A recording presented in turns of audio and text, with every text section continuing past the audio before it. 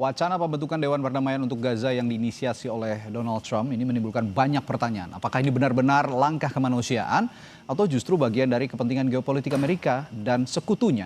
Untuk membahas hal ini, kita akan berbincang dengan dua narasumber, Respiratoris Saddam Al-Jihad, staf khusus Kepala Staf Kepresidenan, yang akan memberikan pandangan pemerintah Indonesia terhadap dinamika global dan dampaknya bagi Palestina. Dan ada juga hadir di studio Dina Prapto Raharja, praktisi hubungan internasional sekaligus pendiri Synergy Policies, yang akan memberikan analisis kritis dari perspektif hubungan internasional dan tata kelola keamanan global. Selamat malam Mbak Dina, Mas Jihad. Selamat malam. Saya ke Mas Jihad dulu dari pemerintah. Ini kan kita dari Mas Saddam, sorry ya. Saya panggilnya Mas Saddam. Sorry. Ini kan dari periode ke periode sebenarnya pemerintah Indonesia ini mengedepankan two-state solution ya untuk masalah Gaza ini. Nah, kalau sekarang Donald Trump membentuk badan perdamaian lah kalau boleh dibilang ya. Apakah Indonesia melihat inisiatif ini masih sejalan dengan two-state solution yang selalu kita canangkan atau justru bertentangan? Yang pertama adalah bahwa kalau kita mau berbicara soal perdamaian, maka kita harus melihat bagaimana amanah dari konstitusi kita. Bagaimana di alinea 1 terkait dengan penjajahan di atas dunia harus dihapuskan, kemudian di alinea 4 bagaimana ikut serta menjaga ketertiban dan juga perdamaian abadi. Nah, dalam posisi ini di bulan September kemarin Pak Presiden dengan tegas dan lantang terkait dengan two-state solution. Nah, setelah itu kemudian di 17 November kita bisa melihat bagaimana ada resolusi Dewan Keamanan PBB 2803. Nah, itulah yang kemudian menjadi pondasi awal ketika ada namanya Board of Peace. Nah, ini yang kemudian keikutsertaan Indonesia di kancah perdamaian ini adalah menjadi andil dalam peran utama untuk kemudian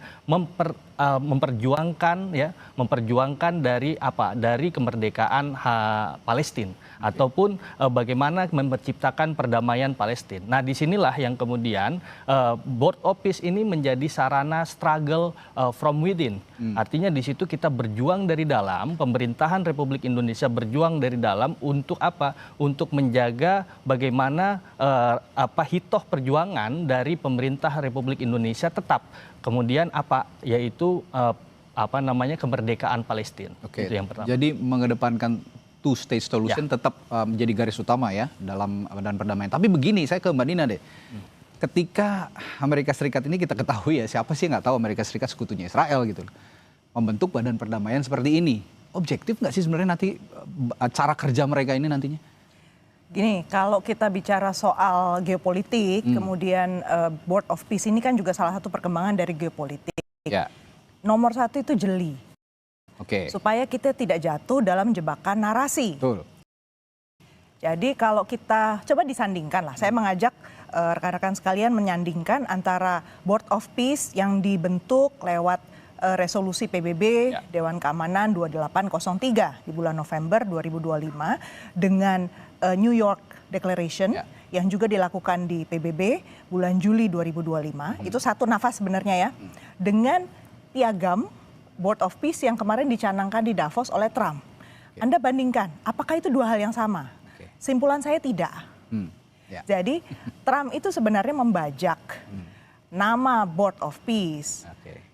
Elemen-elemen dari Board of Peace yang ada di piagam, di resolusi PBB untuk kepentingannya dia.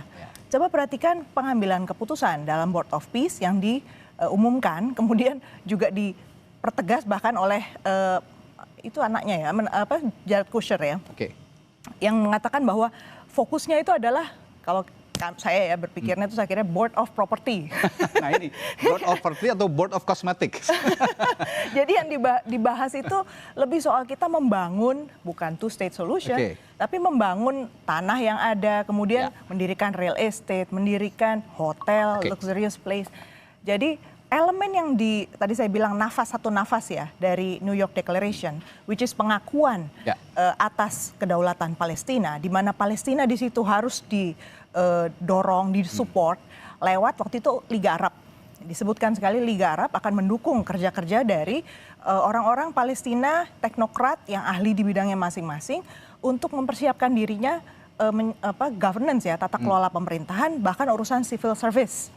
Gitu. Kalau gitu ada. Ya, kalau gitu saya ke Mas Adam lagi. Gimana nanti istana atau dalam hal ini juga Presiden Prabowo Subianto, Pak Presiden ini jangan sampai terjebak seperti yang Mbak Dina bilang tadi, jangan sampai terjebak dengan narasi-narasi yang dibangun oleh Presiden Amerika Serikat Donald Trump, jangan sampai tadi jadi board of property atau board of cosmetics kalau saya bilangnya, karena ini kosmetik politik jadi arahnya kalau saya lihat. Ya, kalau kita melihat seperti itu, bahwa kita harus memahami bahwa Indonesia menganut politik luar negeri bebas aktif. Ya, artinya kalau dalam komunitas ataupun ekosistem internasional ini banyak sekali jebakan-jebakan Batman sebetulnya. Ya, kalau misalkan kita melihat BRICS misalkan, apakah kemudian Indonesia terjebak dalam BRICS? Apakah Indonesia terjebak dalam OIC? Apakah Indonesia terjebak dalam G7 ataupun G20 dan sebagainya? Nah, kita harus bisa memandang bahwa ini adalah landasan yang paling dasar adalah amanah konstitusional. Nah, ini yang kemudian menjadi dasar kenapa pemerintahan Republik Indonesia ikut andil dalam sebuah perjuangan, ya, perjuangan yang tadi kita dasarnya adalah kemerdekaan rakyat Palestina. Oke, ikut andil. Nah, saya stop di situ sebentar. Dari awal pembentukan Board of Peace ini, Indonesia benar-benar involved sejak awal dalam hal ini Presiden Prabowo? Betul. Tadi kita bisa melihat Pak Menteri Luar Negeri juga sudah menyampaikan bagaimana ada konsultasi ya terlebih dahulu dengan tadi ada negara-negara Arab ya, tadi yang disebutkan bagaimana ada Qatar, kemudian ada Uni Emirat Arab, ada Mesir, ada Turki, kemudian ada Mesir dan sebagainya. Ini yang kemudian menjadi karena mereka dalam posisi geopolitik di situ yang paling dekat antara Palestina dan Israel adalah negara-negara tersebut.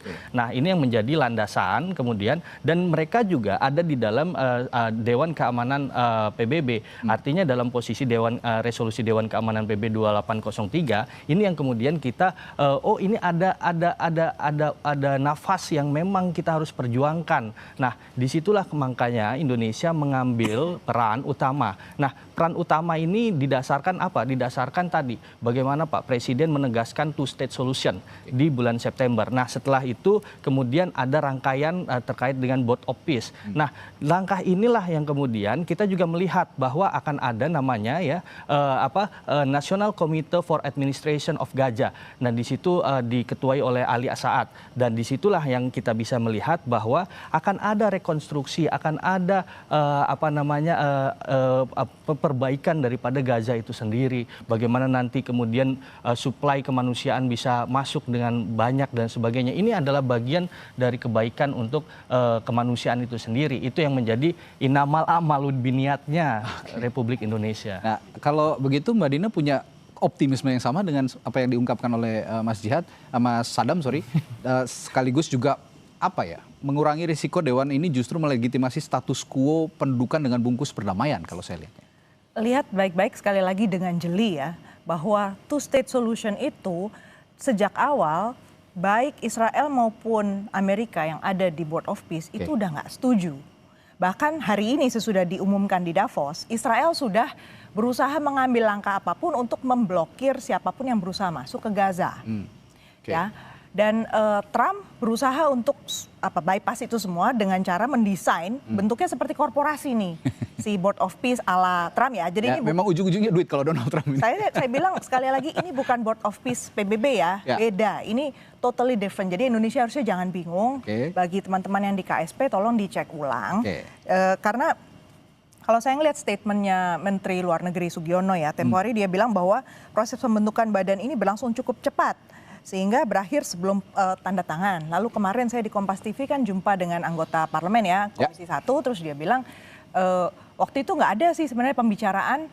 Saya tanya kan apakah ada pembicaraan dengan DPR soal join di Board of Peace? Enggak sih, kita ngomongnya cuma two-state solution. Selebihnya kita serahkan pada Presiden. Itu sudah melanggar Undang-Undang Hubungan Luar Negeri. Karena secara spesifik di Undang-Undang Hubungan Luar Negeri itu disebutkan bahwa kalau kita mengambil bagian dalam perjanjian internasional juga termasuk untuk soal perdamaian harus melalui approval dari DPR. Jadi menurut saya itu nggak bisa diambil ringan ya. Jadi kalau kita bilang kata-katanya pembentukan badan ini berlangsung cukup cepat daripada kita terlambat kita masuk. Ini menegasikan yang disampaikan oleh Mas Sadam tadi bahwa Indonesia itu terlibat dari awal. Ini kayak orang kebablasan lagi, daripada ketinggalan. Ini fenomena internasional disebut bandwagoning. Kalau gitu menarik juga kita bahas soal risiko risk. Ketika Board of Peace ini kan dibentuk di luar atau dikelola oleh badan atau lembaga yang di luar Dewan Keamanan PBB. Ini juga pasti akan menimbulkan risiko ketika ada one prestasi lah katakannya dengan perjanjian-perjanjian tadi, tapi tidak bisa dilindungi oleh negara-negara yang tergabung dalam Dewan Keamanan PBB. Saya akan tanyakan hal itu nanti setelah jeda di Sapa Indonesia Malam pada Mas Adam. Tetap bersama kami.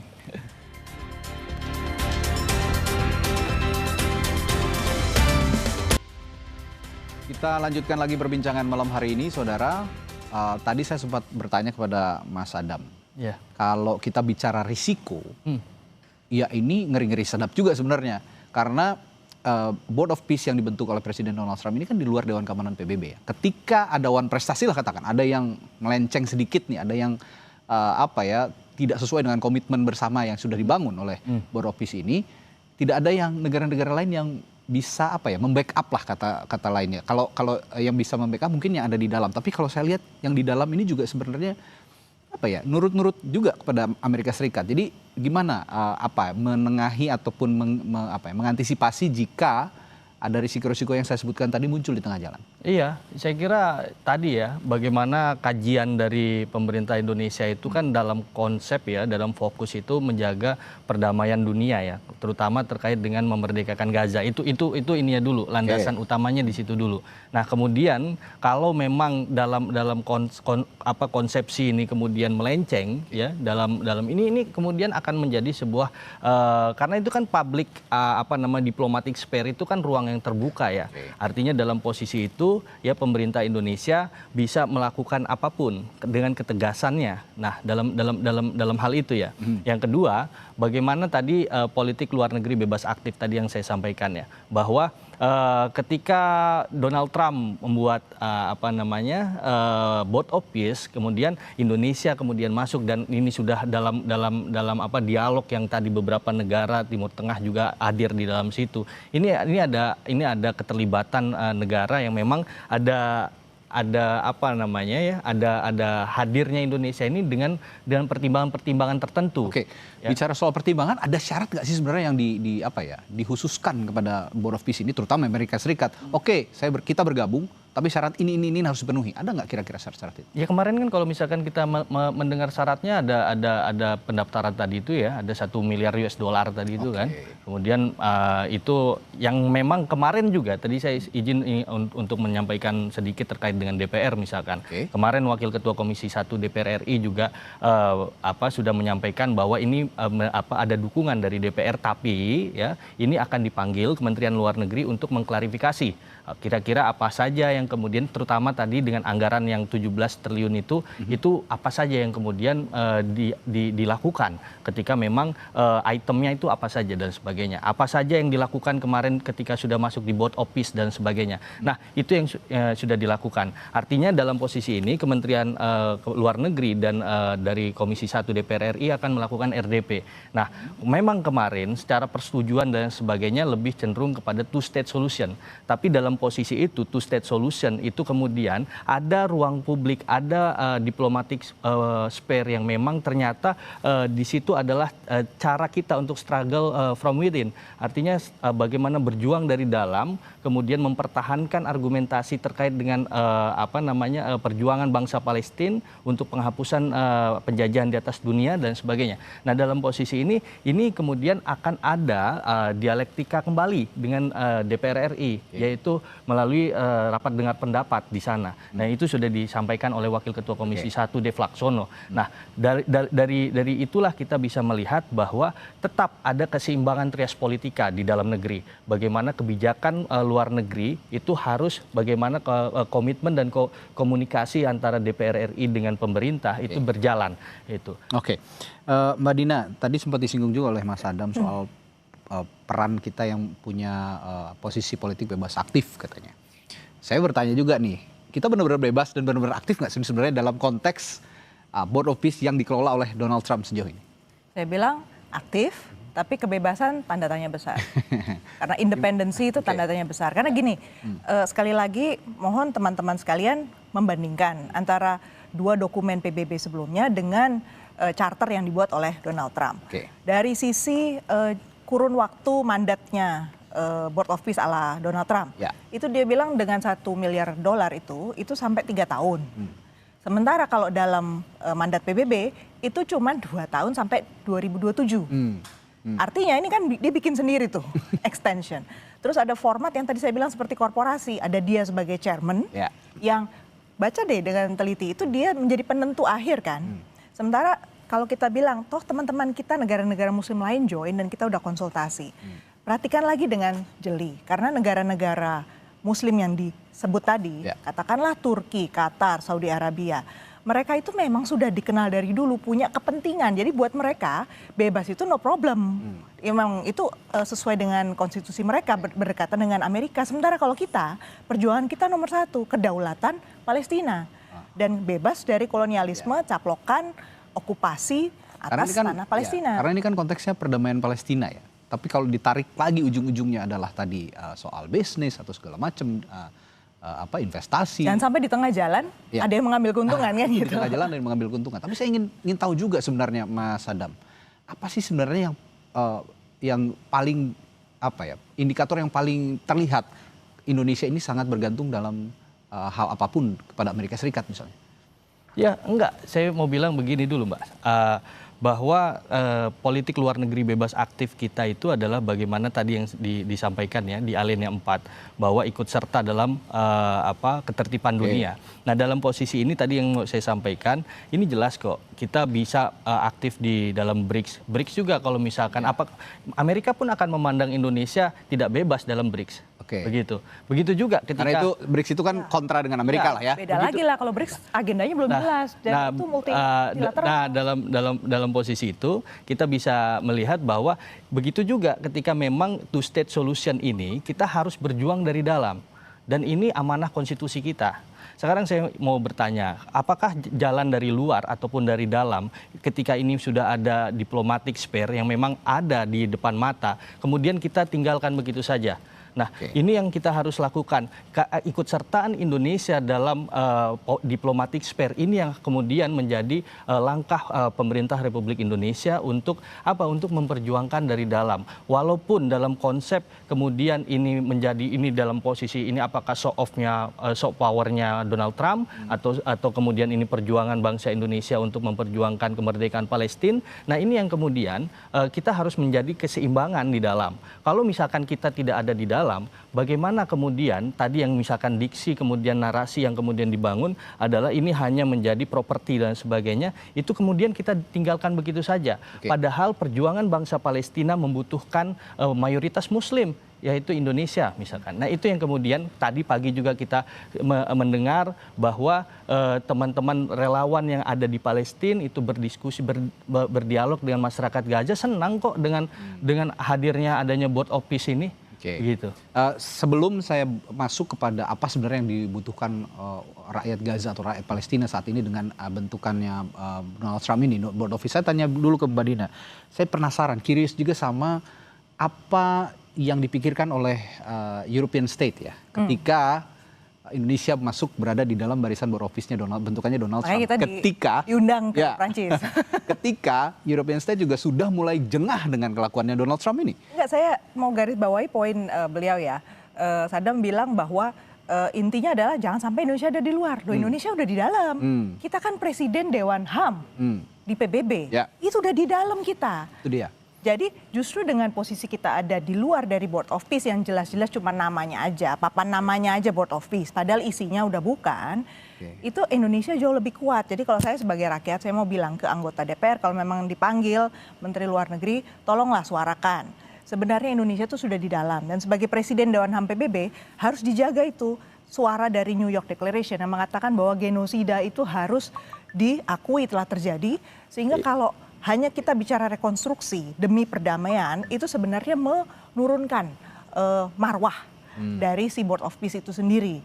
Karena ujungnya itu sebenarnya bukan cuma stabilitas semata, tapi perdamaian abadi. Ingat konstitusi kita ya. Itulah yang mau saya bilang bahwa keikutsertaan dalam ketertiban dunia ini kita nggak bisa dalam konteks ya ketika bicara soal komunitas internasional kemudian lantas kita memilih-milih. Ini nggak bisa juga dalam politik luar negeri bebas aktif kita. Kita tetap menjalankan bagaimana kita menjadi presiden HAM dunia, tapi kita juga tetap menjalankan bagaimana kita ikut andil bagian dalam perdamaian dunia melalui Board of Peace. Dan juga kita tetap menjaga bagaimana ekonomi antara dunia barat dan dunia timur tetap berjalan. Nah, dalam konsep itulah bahwa itulah yang dimaksud politik luar negeri bebas aktif. Justru posisinya gini, kalau kita sudah masuk ke Board of Peace, sementara tadi Eropa udah nggak ikut, kita tuh kehilangan momentum besar sekali, Mas. Momentum besar karena Uni Eropa itu sekarang ibaratnya lagi ditendang-tendang sama Amerika Serikat, ditekan-tekan, dipaksa-paksa. Mereka itu momen terbesarnya mitra untuk mereka bangkit dan independen tuh sama Indonesia. Jadi kalau Indonesia malah bandwagoning, malah ngikut kekuatan besar, kita hilang kebebasan. Indonesia dalam posisi ini bukan mengikuti kekuatan besar, tapi menjalankan amanah konstitusionalnya. Apalagi alinea 4 itu kan jelas bagaimana ikut serta dalam ketertiban dunia, perdamaian dunia. Nah, inilah yang kemudian kalau dalam nomenklatur dalam tata negara, ketika kita berbicara undang-undang dan undang-undang dasar, levelingnya itu lebih tinggi undang-undang dasar. Maka ketika kita berbicara anggaran alinea 4 menjaga ketertiban dunia, itulah yang kemudian dilakukan Pak Presiden melalui hak prerogatif Pak Presiden berdasarkan undang-undang dasar alinea 4. Ya, meskipun dengan risiko tadi. Dan kemudian secara ketatanegaraan dengan DPR RI itu disampaikan komunikasinya dengan Komisi 1 dan akhirnya ada RDP. Nah, itulah bahwa bagaimana visi membangun policy itu di sana gitu. Ya, saya terakhir begini deh. Ya, apapun kepentingannya ini kan sebenarnya untuk warga Palestina, rakyat Gaza, dan kita punya komitmen itu sejak pemerintahan periode-periode sebelumnya, dan ini akan dicoba. Ya, ini terobosan, boleh dibilang ini juga terobosan meskipun agak banyak menuai kontroversi. Ini kita harus akui ini juga sebagai terobosan baru dari Presiden Prabowo. Tapi yang ingin saya tanyakan, dari Board of Peace yang sudah dibentuk ini, saya ke Mbak Dina dulu, yang sudah dibentuk oleh Presiden Donald Trump dan kita include di dalamnya, Presiden Prabowo Subianto sudah menandatangani itu. Apa sebenarnya yang bisa menjadi tolak ukur bahwa Board of Peace ini benar-benar memperhatikan rakyat Gaza dan memberikan perdamaian seutuhnya untuk warga Palestina? Lihat aja, benar-benar bisa masuk nggak humanitarian aid ke sana? Kemudian juga betul-betul nggak itu yang tadi disuarakan di deklarasi bahwa kelompok teknokratik dari Palestina itu terlibat, didukung untuk bisa punya pengakuan atas kedaulatan Palestina. Itu aja kalau saya. Dan jangan sampai di whitewashing ya, atau dihapus genosida itu dari, ingat Israel itu masih tanggung jawab. Jadi kalau menurut saya selama itu nggak dibahas, kita sebagai pemimpin moral dunia ya soal HAM itu punya PR sangat besar. Terakhir Mas Adam, humanitarian aid tadi, bantuan kemanusiaan, benar-benar bisa dijamin oleh Tadi Pak Presiden sudah sampaikan bahwa humanitarian aid atau bantuan kemanusiaan masuk terus-menerus sekarang ini dengan adanya National Committee for Administration of Gaza yang dipimpin oleh Ali Saad. Nah, dari sinilah yang kemudian, dan itu adalah seorang teknokratik, bukan politik. Artinya dalam konsep ini kita bukan hanya melihat soal Palestina dan Israel, tapi di bagaimana komposisi politik yang ada di Palestina. Di situ ada Hamas dan Fatah, dan di sini bukan bagian dari Hamas dan Fatah. Artinya di sini orang teknokratik yang memang tujuannya adalah untuk membangun bagaimana Gaza dan juga Palestina itu dibukakan ruang sebebas-bebasnya untuk kemudian bantuan kemanusiaan itu hadir secepat-cepatnya. Baik, ini bagaimanapun nanti langkahnya kita akan lihat ke depan. Yang pasti rakyat Indonesia juga berada dalam barisan rakyat Palestina. Jika memang Presiden Prabowo bisa membawa misi ini, Board of Peace ini untuk memberikan perdamaian di Palestina, terutama di Gaza, kedaulatan Palestina terlebih itu yang lebih jauh lagi, tentu saja rakyat Indonesia akan happy, sangat-sangat happy karena mereka berada di belakang barisan warga Palestina. Terima kasih Mas Respiratoris Saddam Al-Jihad dan juga Mbak Dina Prapto sudah bergabung bersama kami di Sapa Indonesia Malam. Kita jumpa lain waktu ya, kita bahas ini masih panjang. Terima kasih, selamat malam, sampai jumpa. Terima kasih. Karena setelah jeda kami punya informasi lainnya di Sapa Indonesia Malam. 2 bulan pasca banjir dan longsor Sumatera, lumpur dan debu masih menyelimuti sebuah kampung di Aceh, Tamiang. Sesaat lagi informasinya untuk Anda.